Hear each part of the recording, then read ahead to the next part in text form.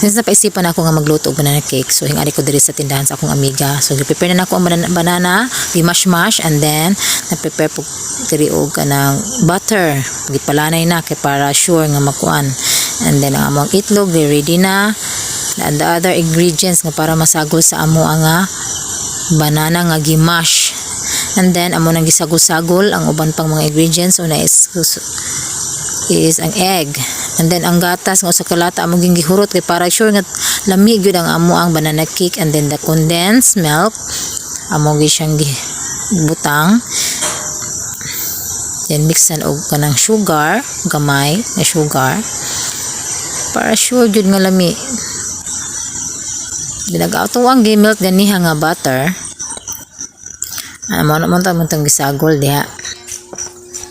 Na stir gina siya og tarong stir ana para matarong gid siya og kuan. Ang harina ato ang ikuan ang harina atong isala kay para makuha mga anything else. And then ang harina ato nang gisagol sa ato nga banana nga gimix-mix na. So ato agin tarungon og mix kay para kuan ang iyahang harina. So ana na magluto. Muna yung kusinira nga nagkaalang-alang na nagkusinira diri sa kuan yang amiga nanulong kay kanang aron lagi maluto ning banana cake are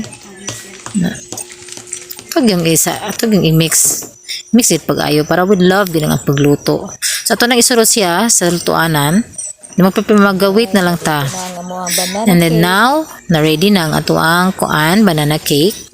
So amo na ning slicean ganina kay para kuan. And then we're ready to taste na ni siya guys. The one.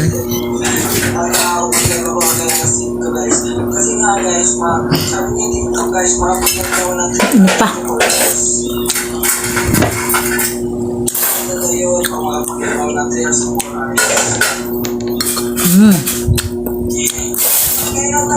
Guys, kasi nga narating yung alas 3, alas 4 kaya maaga ko ng live.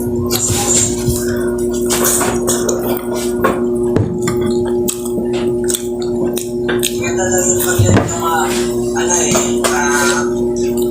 hours to 4 hours. Hindi pa lang nasubukan yun eh. Hindi ako kayo masyado makulit ha.